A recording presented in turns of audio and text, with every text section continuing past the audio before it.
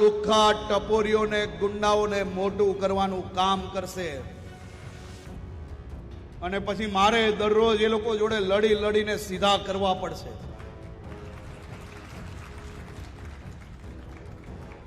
એના કરતા દાહોદના એક બી ગામમાં સફાયો કરવા માટે ઝાડુ એમનું વાપરીને એમને જ સફાયો કરી લેજો બરાબર. અહીંયા તમે ગૃહમંત્રી હર્ષ સંઘવીને સાંભળ્યા જે અત્યારે દાહોદમાં છે અને દાહોદમાં આદિવાસીઓને સંબોધિત કરી રહ્યા છે. પરંતુ હવે ક્યાંક ને ક્યાંક એવું લાગે છે કે ભારતીય જનતા પાર્ટીના નેતાઓ આદિવાસીઓની વાતો કર્યા કરતા આમ આદમી પાર્ટીને હરાવવાની રણનીતિ વધારે ઘડતા હોય તેવું લાગી રહ્યું છે. શું ને સમગ્ર મામલો તેના વિશે વિગતે ચર્ચા કરીશું. નમસ્કાર, હું છું પ્રથમ મોદી, આપ જોઈ રહ્યા છો નિર્ભય ન્યૂઝ.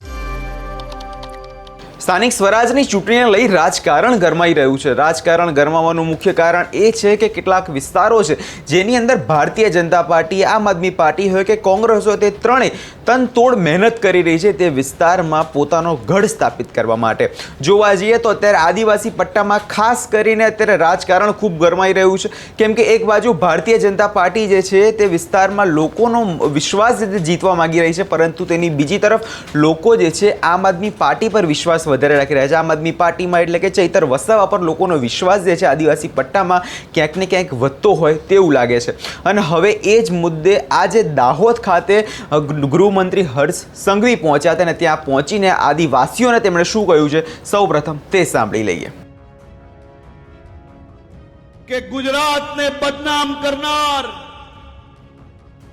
ગુજરાતની અસ્મિતાને ઠોક પહોંચાડનાર આ એક એક કોંગ્રેસીઓને આપિયાઓને જવાબ આપવા માટે તૈયાર છો કે નહીં? તૈયાર છો કે નહીં?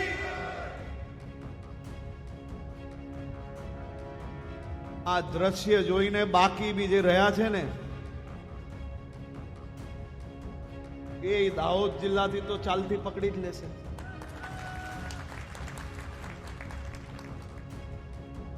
મારા દાહોદના સૌ નગરજનોને અભિનંદન આપવા છે.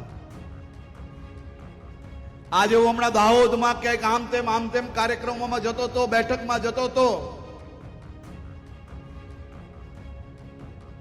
તો કાર્યાલયો તો અનેક જોઈ,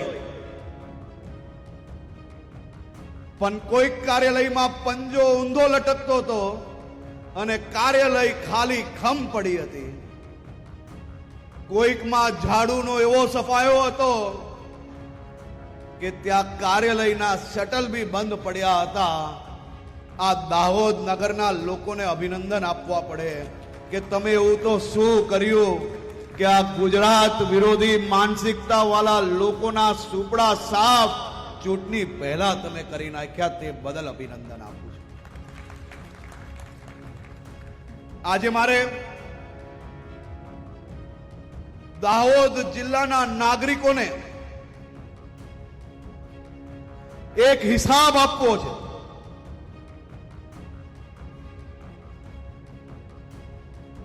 તમે મને દાહોદની આન માન શાન એવી પાઘડી જે પહેરાવી છે, એ પાઘડીને હું મારા જીવનની સૌથી મોટી જવાબદારી સમજીને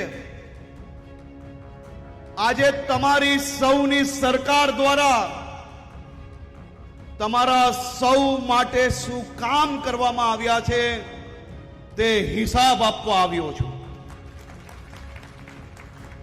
મારા દાહોદ જિલ્લાના સૌ નાગરિકોને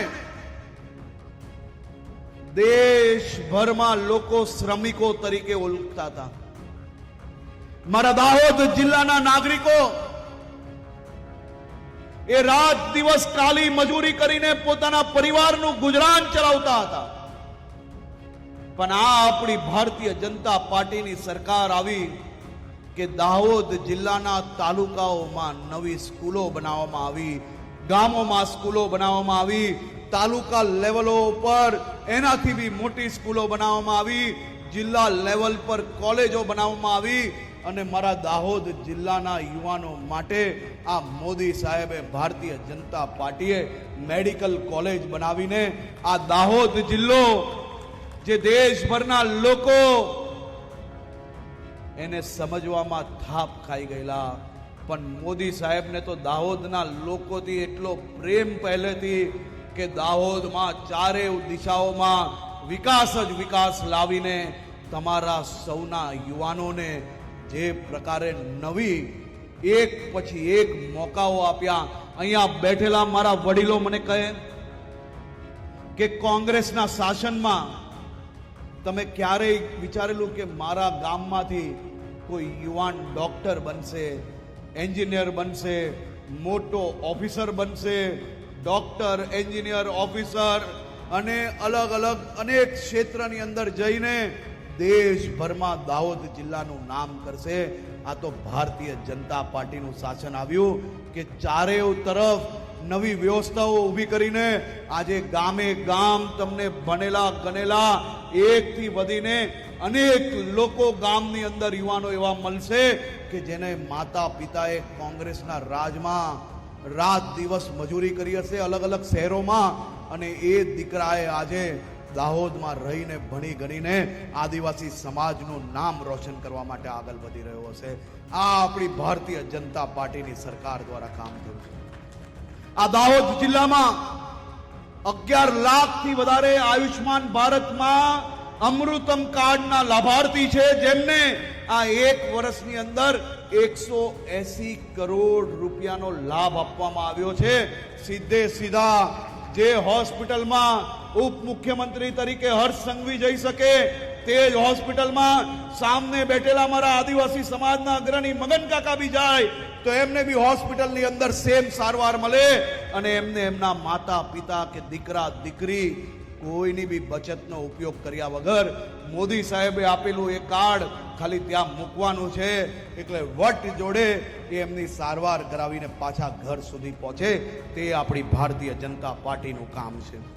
અહીંયા બેઠેલા આ હજારો ખેડૂતોએ જ્યારે હાથ ઊંચો કર્યો તમને કદાચ અંદાજો નહીં હશે, પણ દાહોદ જિલ્લામાં કુલ મળીને 2.5 લાખથી વધારે પરિવારોને 11,000 કરોડ રૂપિયા સીધા બેંકના એકાઉન્ટમાં મોદી સાહેબ મોકલે છે. આ 11,000 કરોડ રૂપિયા તમને કોંગ્રેસના રાજમાં ક્યારેય પોતાના પરિવારોને મળેલા એ પૂછવાનો સમય આવી ગયો છે. પ્રધાનમંત્રી ગરીબ કલ્યાણ યોજનાના માધ્યમથી દાહોદના પ્રત્યેક પરિવારોને 1790 કરોડ રૂપિયાનું રાશન દર વર્ષે આપવામાં આવે છે. કોરોના સમયથી આખા દેશની અંદર ગરીબ મધ્યમ વર્ગનો વ્યક્તિ ભૂખ્યો ના રહે તે માટે 70 કરોડ લોકોને દર વર્ષે દર મહિને એમને એમનું અનાજ મળી જાય તેવી વ્યવસ્થા કરનાર બીજું કોઈ નહીં, આપણી ભારતીય જનતા પાર્ટીની સરકાર છે. ખાલી દાહોદની અંદર 2,59,000 વિદ્યાર્થીઓને પોસ્ટ મેટ્રિક શિષ્યવૃત્તિ યોજનાના માધ્યમથી 174 કરોડ રૂપિયાની રકમ ફાળવીને આપ સૌના દીકરા દીકરી પૌત્ર પૌત્રીને આપવામાં આવે છે. અને આનાથી બી વધુ અનેક વ્યવસ્થાઓ, નર્મદાનું પાણી આપણા સુધી પહોંચાડવા માટે 5500 કરોડ રૂપિયા પાસ કરવામાં આવ્યા. તમારા યુવાન દીકરા દીકરી 2.5 લાખ રૂપિયાની મર્યાદાઓ હટાવીને 6 લાખ રૂપિયા સુધીની મર્યાદા કરીને લાખો નવા પરિવારોને એનો લાભ આપવાનો નિર્ણય ભૂપેન્દ્રભાઈ પટેલની સરકાર દ્વારા કરવામાં આવ્યો છે. આ મારા દાહોદના વડીલો, તમારા દાહોદ જિલ્લાની અંદર દરરોજ 1200 થી વધારે બસો આવતી હોય છે. આ વર્ષે બીજી 400-500 નવી બસો વધારવાની છે. અમારા પ્રમુખ સાહેબ અને સૌ ધારાસભ્યોએ આજે સવારે કહ્યું છે કે અમને આ વર્ષે બીજી 500 નવા કનેક્શન જોઈએ બસોના. હમણાં 70-80 નું લિસ્ટ એમને આપ્યું છે બધાએ. એ 70-80 તો હમણાં જ ચાલુ કરાવી લઉં છું, પણ 400-500 બીજા નવા કનેક્શનો તમને બસોના આપવાના છે. અને ત્રીજી વસ્તુ મહત્વની, અહીંયા જે વડીલો જે કોંગ્રેસનું રાજ જોયું હોય એ હાથ ઊંચો કરે. મારી ઉંમરના યુવાનોએ નહીં જોયું હોય. જે 50 વર્ષના હશે એ સૌ લોકોએ જોયું હશે. આ દાહોદ જિલ્લામાં અંધારું થતું ને એની પહેલા ઘરે જતું રહેવું પડતું. આજે ભારતીય જનતા પાર્ટીના શાસનમાં આ મારી યુવાન બહેન અહીંયા બેઠી છે, દીકરીઓ અહીંયા બેઠી છે, યુવાનો અહીંયા બેઠા છે. અડધી રાત્રે ઘરની બહાર નીકળવાનું હોય ને કઈ વિચારવું નથી પડતું. એ શાસનનું નામ છે આ આદિવાસી જિલ્લાના લોકો અને ભારતીય જનતા પાર્ટીનું શાસન સાથે મળીને આવું સુશાસન લાવ્યા છે. એક તાલુકા પંચાયતમાં બી જો આ પાછા ઘૂસ્યા તો એ તાલુકા પંચાયતમાં લુખ્ખા ટપોરીઓને ગુંડાઓને મોટું કરવાનું કામ કરશે.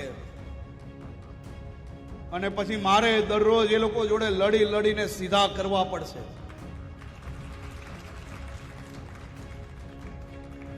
એના કરતા દાહોદના એક બી ગામમાં સફાયો કરવા માટે ઝાડુ એમનું વાપરીને એમને જ સફાયો કરી લેજો બરાબર. ક્યારેય ગુજરાત વિરોધી માનસિકતા સપનામાં ના આવે ને તેવો હિસાબ કરવાનો છે. એવા આશીર્વાદ લેવા આવ્યો છું બધા પાસે, મારા વડીલો પાસે.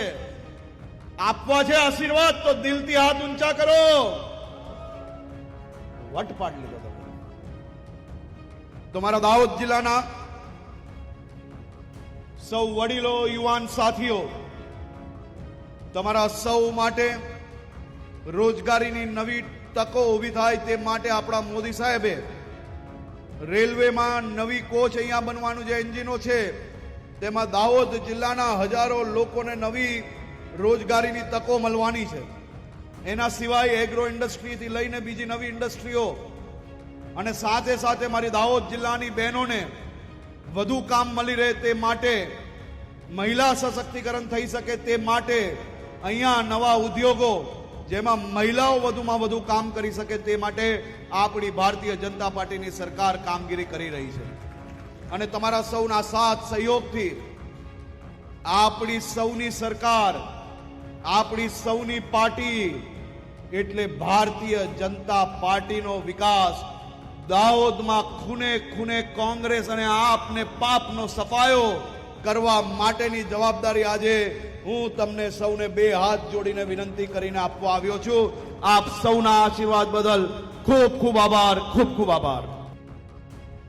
એટલે જે રીતે તમે અહીંયા હર્ષ સંઘવીને સાંભળ્યા અને તેમના દ્વારા એક જ વાત કહેવામાં આવી કે જે પ્રકારે અત્યારે આમ આદમી પાર્ટીના નેતાઓ જે ચાલી રહ્યા છે તેમને હવે આગામી ચૂંટણીમાં ક્યાંક ને ક્યાંક હરાવવાની રણનીતિ જે છે અત્યારે દાહોદ ખાતે લડી લેવામાં આવી છે. કેમ કે જોવા જઈએ તો છેલ્લા કેટલાય સમયથી આમ આદમી પાર્ટી હોય કે તે દાહોદ ખાતે સભાઓ કરતી હોય છે. થોડા સમય પહેલાં અરવિંદ કેજરીવાલ પણ આવ્યા હતા, તેમણે પણ દાહોદ ખાતે સભા કરી. એટલે ક્યાંક ને ક્યાંક આમ આદમી પાર્ટી અત્યારે પોતાને દાહોદમાં પોતાનો વિસ્તાર જે છે વધારવા માગતી હોય તેવું લાગે છે.